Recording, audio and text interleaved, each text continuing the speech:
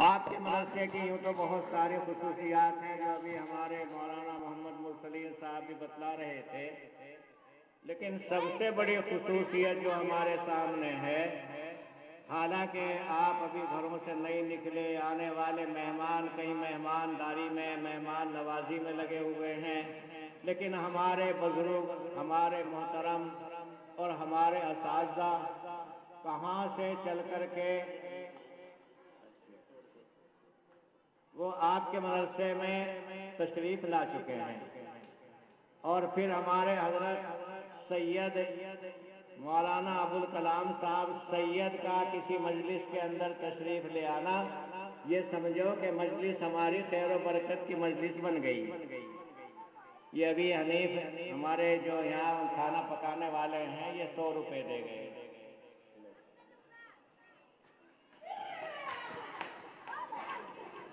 آپ نے سنا ہوگا بہت سی مرتبہ واعظین نے قصے سنائے ہیں کہ حضرت جنید بغدادی رحمۃ اللہ علیہ جو بہت بڑے بزرگوں میں سے ہوئے ہیں، یہ کچھ نہیں تھے، پہلوان تھے، کشتی لڑا کرتے تھے، اور پہلوان بھی بادشاہ کے پہلوان تھے۔ مقابلے ہوتے، اعلان ہوتے، کوئی حضرت جنید کا مقابلہ نہیں کر سکتا تھا، اپنے زمانے کے اتنے بڑے پہلوان تھے۔ ایک دفعہ مقابلہ آ گیا، اب پہلوان جو سامنے آیا مقابلے کے اوپر دیکھنے میں بڑا کمزور، ایسا کمزور پہلوان، ایسے پہلوان کا کیا مقابلہ کرے گا جس کے مقابلے کے لیے کوئی تیار ہے ہی نہیں آنے کے لیے بھی۔ لیکن اس نے چپکے سے یہ کہہ دیا کہ بھائی اور کچھ نہیں، میں آل رسول ہوں۔ سید جو کہا جاتا ہے وہ رسول کی اولاد کو کہا جاتا ہے۔ ہمارے نبی صلی اللہ علیہ وسلم کا جو سلسلہ نسب چلا وہ چلتا رہے گا، اور انہی سے جو نسل چلی ہے وہی سید کہلاتی ہے۔ آپ کی ویسے تو 4 صاحبزادیاں ہوئیں، لیکن حضرت فاطمہ رضی اللہ تعالی عنہا سے جو سلسلہ نسب چلا انہی کو سید کہا جاتا ہے۔ اور یہ صرف اللہ کے رسول صلی اللہ علیہ وسلم کی خاصیت ہے کہ آپ کا جو سلسلہ نسب چلا وہ لڑکی سے چلا، اوروں کے تو چلا کرتے ہیں لڑکوں سے، اس لیے کہ حضرت فاطمہ کے امام حسن ہوئے، امام حسین ہوئے، اور پھر انہی کی نسل چلتی رہی، اور آخر وہ سید بنتے رہے، سردار ہیں اور سردار ہی رہیں گے۔ تو وہ پہلوان خاموشی سے کہنے لگا کہ بھئی اور تو کچھ نہیں، میں جنید، میں تو آل رسول ہوں اور غریب ہوں، کچھ میرے واسطے ہے نہیں،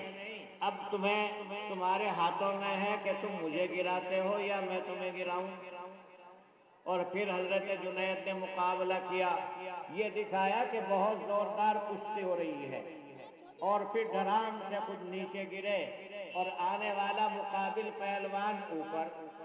بس واہ واہ ہو گئی، بڑے انعامات ملے، اور اسی کی برکت ہے کہ پھر یہ جنید پہلوان نہیں رہے بلکہ تمام بزرگوں کے سردار بنے۔ آج حضرت جنید بغدادی سے تمام بزرگوں کا سلسلہ نسب جا کر کے ملتا ہے، تو ہم تو یہ سمجھتے ہیں کہ آپ کی تشریف آوری بس یہ ہماری کامیابی ہے۔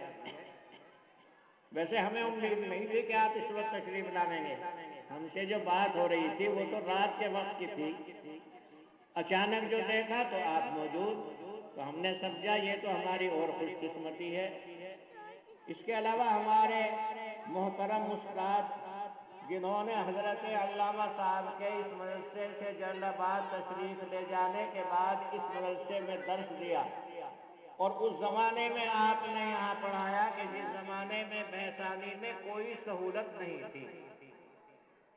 ایک یہی خادم یعنی اس زمانے میں خود چھوٹی کتابیں پڑھا کرتا تھا، اور میں نے آپ سے وہ کتابیں پڑھی، اس زمانے کے بہت ساری باتیں ہمارے یاد آتی ہیں۔ میں ہی کھانا لانے والا، گاؤں میں بالکل سادہ زندگی، سوائے مکے کی روٹیوں کے، گیہوں کی روٹیوں تو کبھی یہاں نصیب بھی نہیں ہوا کرتی تھی۔ اس زمانے کے استاد، اور پھر جب دیوبند جانا ہوا، ملاقات آپ سے ہوئی، تو آپ نے یہ فرمایا کہ بھائی اندھیرا آخری کا وقت آ رہا ہے، دل یہ چاہتا ہے کہ اسٹیج کے اوپر بیٹھ کر کے بیسانی والوں کو دیکھ لوں۔ اب بتاؤ کتنی محبت ہے آپ سے، اور اب سے گھنٹوں پہلے آپ تشریف لے آئے، تو دو حضرات یہاں پر تشریف لے آئے، اور ادھر ہمارے تیسرے جناب حضرت مولانا مفتی محمد عثمان صاحب کھوائی سے وہ بھی تشریف لے آئے، اور ابھی اور بہت سارے علماء تشریف لانے والے ہیں۔ یہ تو صبح کی نشست ہے، اور آپ نے یہاں تک پہنچنے میں 12 تو دیے بجا۔ اب بتاؤ 3 بجے یہ جلسہ ختم ہو جاتا ہے، اس میں ہم چاہتے ہیں کہ آنے والے اپنے بزرگوں سے کچھ فیض بھی حاصل کر لیں، کچھ علمی فائدہ لے لیں، اور اس کے بعد میں پھر یہاں سے جو حفاظ تیار ہوئے ہیں 17 حافظ ہیں جن کے دستار بھی ہوئی ہے، بہرحال ان کا بھی ایک وقت چاہیے، اور اس کے علاوہ کچھ اور شعراء حضرات بھی درمیان میں آ جاتے ہیں، وہ بھی اپنا کلام پیش کرتے ہیں۔ تو آپ کی جو روایت ہے یہ 1 گھنٹہ آپ کو صبح گھاس وغیرہ لانے کے لیے دیا جاتا ہے، 1 گھنٹے کے بجائے چلو 2 گھنٹے ہو گئے، اس لیے جلدی سے جلدی آپ پہنچے اور مجمع کو ذرا جمائیں، اور اچھی طریقے سے پھر آنے والے مہمانوں سے فائدہ حاصل کریں۔ یہ موقع ملنے والے نہیں، جا چکا ہے زمانہ، بڑی تیزی سے گزرتا جا رہا ہے۔ ہمارے وہ اکابر، ہمارے وہ بزرگان دین جن کا یہ فیض آج ہم اپنی آنکھوں سے دیکھ رہے ہیں، ایک ایک کر کے دنیا سے رخصت ہو گئے، اور اب دکھائی یہ دے رہا ہے کہ ان کا نعم البدل تو کیا بدل بھی کہیں نظر نہیں آ رہا۔ یہ تو بھائی جو بھی کچھ ان حضرات سے ملے وہ لے لو، ان کے قدم مبارک قدم ہیں، ان حضرات کی زندگیاں علم دین کی خدمت میں گزر گئی ہیں، اور ہم نے حدیثوں میں یہ پڑھا ہے کہ ایسا عالم جو کہ اپنے علم کے اوپر عمل کرتا ہو، اس کا گزر اگر ایسے قبرستان میں سے بھی ہو جاتا ہے کہ جہاں مردوں کے اوپر عذاب ہو رہا ہو، تو اس کے مبارک قدم کی برکتوں سے اللہ عذاب کو بھی ہٹا لیتے ہیں۔ یہ اتنا بڑا فیض ہے۔ حضرت ایک بزرگ، بس کتنا سا قصہ ہوا کہ امام مالک رحمۃ اللہ علیہ وضو کر رہے تھے، وضو جو کر رہے تھے تو نچلی طرف بیٹھے تھے، اور اس زمانے کے ایک بزرگ اوپر کی طرف بیٹھے ہوئے دریا کے کنارے پر وضو کر رہے تھے۔ ادھر پانی جو استعمال ہوتا وضو میں وہ بہہ کر کے امام مالک رحمۃ اللہ کی طرف کو آ جاتا، تو خیال پیدا ہوا وضو کرتے ہوئے کہ ایک عالم دین کی طرف تیرا استعمال کیا ہوا پانی بہ رہا ہے، یہ تو عالم دین کی توہین ہے۔ ہم سمجھتے نہیں، ہم عیب تو تلاش کرتے رہتے ہیں، لیکن یہ تو دیکھو کہ وہ جسے ہم عالم کہہ رہے ہیں اس کی نسبت کس کی طرف ہے۔ یہ تو وہ علم ہے جو کہ اللہ کا علم ہے۔ جو لوگ اس علم کو زمین کے اوپر پھیلا رہے ہیں، زمین بھی ان کی غلام، آسمان بھی ان کا غلام، کیونکہ وہ تو بادشاہ کی خدمت کر رہے ہیں۔ بادشاہ کا ایک غلام اگر آپ کی بستی میں آ جائے، بادشاہ تو اس زمانے میں نہیں رہے، لیکن وزیر اعلیٰ مودی صاحب کے دربار، مودی صاحب کا دربار آپ کی بستی میں آ جائے تو چاروں طرف سے لوگ اس لیے جمع ہو جائیں گے کہ یہ تو وزیر اعظم کا چوکیدار ہے۔ حالانکہ وزیر اعظم اس زمانے کا کیا، 5 سال گزرے، اب پہلا چلا گیا مکھیہ منتری، اب دوسرا آ گیا، اب اتنی عمر ہے، لیکن اتنی عمر والے کی بھی قدر اتنی ہے کہ اگر اس کا کوئی خادم، اس کا کوئی چپراسی ہمارے یہاں جاتا ہے تو ہم اس کی خدمت کے لیے تیار ہو جاتے ہیں۔ امام مالک رحمۃ اللہ علیہ وضو کرتے رہے، انہیں احساس بھی نہیں ہوا کیا ہوا کیا نہیں ہوا۔ جب ان بزرگ صاحب کا انتقال ہو گیا تو کسی نے خان میں پوچھا، سناؤ جی کیسے گزری؟ جواب دیا، ارے بھائی کیا بتلاؤں، اگر اللہ کے دربار میں اپنی نمازیں پیش کی تو اس میں کہیں ریاکاری آ گئی، کہیں دکھاوا آ گیا، حکم ملا رہے دنیا کو دکھانے کے لیے نمازیں پڑھا کرتے تھے تو انہیں سے جا کے بدلہ لے لو، ہم سے کیا بدلہ لے رہے ہو؟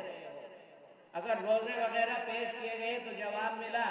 کہ دنیا والوں کو دکھایا کرتے تھے کہ میں بڑے روزے رکھتا ہوں، تو جس کے لیے کام کیا ہے جا کے وہیں سے بدلہ لے لو، یہاں کیا رکھا ہے؟ غرضے کہ یہ ساری ہماری عبادتیں رکھی کی رکھی رہ گئی۔ اخیر میں ایک نیکی آئی، اور وہ کوئی نیکی بھی نہیں تھی، میں اسے کچھ سمجھ میں نہیں رہا تھا۔ اس میں یہ لکھا تھا کہ ایک مرتبہ ایک عالم دین کا احترام کیا تم نے، اور وہ عالم کا احترام نہیں تھا بلکہ وہ ہمارے علم کی عزت اور ہمارے علم کا احترام تھا۔ اور ہم ایسے آدمی کو دوزخ میں نہیں ڈالنا چاہتے جو کہ ہمارے علم کا احترام کرتا ہو، ہمارے علم کی عزت کرتا ہو، بس اللہ نے اسی کی وجہ سے بخشش کر دی۔ تو بھائی یہ تو خوش قسمتی ہے آپ حضرات کی کہ ایسے ایسے بزرگ جن کے بال سفید ہو گئے، بڑھاپا آ گیا اور پوری زندگی اسی کام کے اندر لگا دی گئی۔ بتاؤ تو اگر آپ کے گھر میں بیل ہے اور وہ بیل آپ کے یہاں بوڑھا ہو گیا، وہ اس کے دانت ختم ہو گئے، چلنے کے لائق نہیں، تو کسان یہ کہتا ہے میں نے اس کی بہت کمائی کھا لی ہے، اب میں اسے کسائی کے ہاتھ بیچنا نہیں چاہتا۔ بڑھاپا اس کے سامنے رہتا ہے، تو کیا اللہ اتنا بڑا رحیم نہیں ہے کہ ایسے اس کے بندے جن کی زندگی اس کے نام لینے میں گزر گئی ہو، کیا وہ اللہ ایسے بندوں کو عذاب دے سکتا ہے؟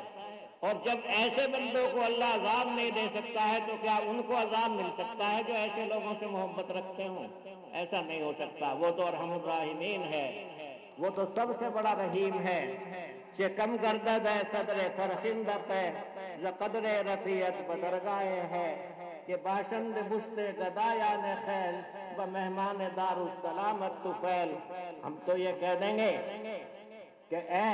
ایسے صدر کہ آپ جیسے کوئی مبارک قدم والا نہیں ہے۔ بتاؤ ہم جیسے غریب، ہم جیسے فقیر جن کے پاس کوئی عمل نہیں، اگر تمہارے طفیل سے ہم جنت میں چلے جائیں گے تو آپ کی صدارت میں کیا کمی آ جائے گی؟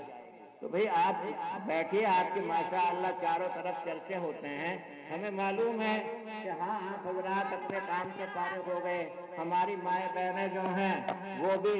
کھانا وغیرہ پکا کر کے یہاں پہنچ رہی ہوں گی، یا نہیں پہنچی ہیں تو پہنچے۔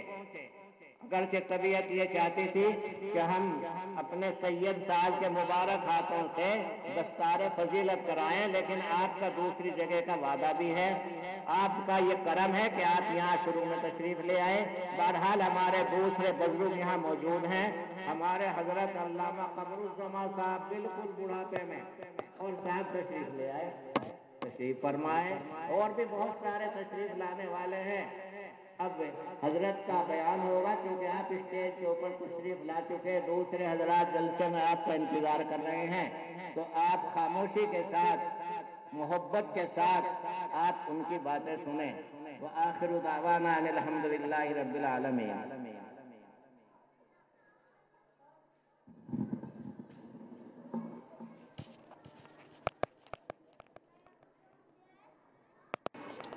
آپ کے مدرسے کی یوں تو بہت ساری خصوصیات ہیں جو ابھی ہمارے مولانا محمد مرسلین صاحب بھی بتلا رہے تھے، لیکن سب سے بڑی خصوصیت جو ہمارے سامنے ہے، حالانکہ آپ ابھی گھروں سے نہیں نکلے، آنے والے مہمان کہیں مہمانداری میں، مہمان نوازی میں لگے ہوئے ہیں، لیکن ہمارے بزرگ، ہمارے محترم اور ہمارے اساتذہ کہاں سے چل کر کے آپ کے مدرسے کی یوں تو بہت ساری خصوصیات ہیں جو ابھی ہمارے مولانا محمد مرسلین صاحب بھی بتلا رہے تھے، لیکن سب سے بڑی خصوصیت جو ہمارے سامنے ہے، حالانکہ آپ ابھی گھروں سے نہیں نکلے، آنے والے مہمان کہیں مہمانداری میں، مہمان نوازی میں لگے ہوئے ہیں، لیکن ہمارے بزرگ، ہمارے محترم اور ہمارے اساتذہ کہاں سے چل کر کے وہ آپ کے مدرسے میں تشریف لا چکے ہیں، اور پھر ہمارے حضرت سید مولانا ابوالکلام صاحب سید کا کسی مجلس کے اندر تشریف لے آنا، یہ سمجھو کہ مجلس ہماری خیر و برکت کی مجلس بن گئی۔ یہ ابھی حنیف ہمارے جو یہاں کھانا پکانے والے ہیں، یہ 100 روپے دے گئے۔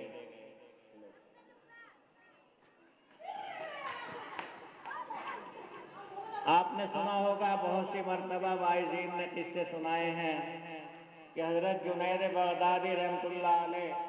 جو بہت بڑے بزرگوں میں سے ہوئے ہیں، یہ کچھ نہیں تھے، پہلوان تھے، کشتی لڑا کرتے تھے، اور پہلوان بھی بادشاہ کے پہلوان تھے۔ مقابلے ہوتے، اعلان ہوتے، کوئی حضرت جنید کا مقابلہ نہیں کر سکتا تھا، اپنے زمانے کے اتنے بڑے پہلوان تھے۔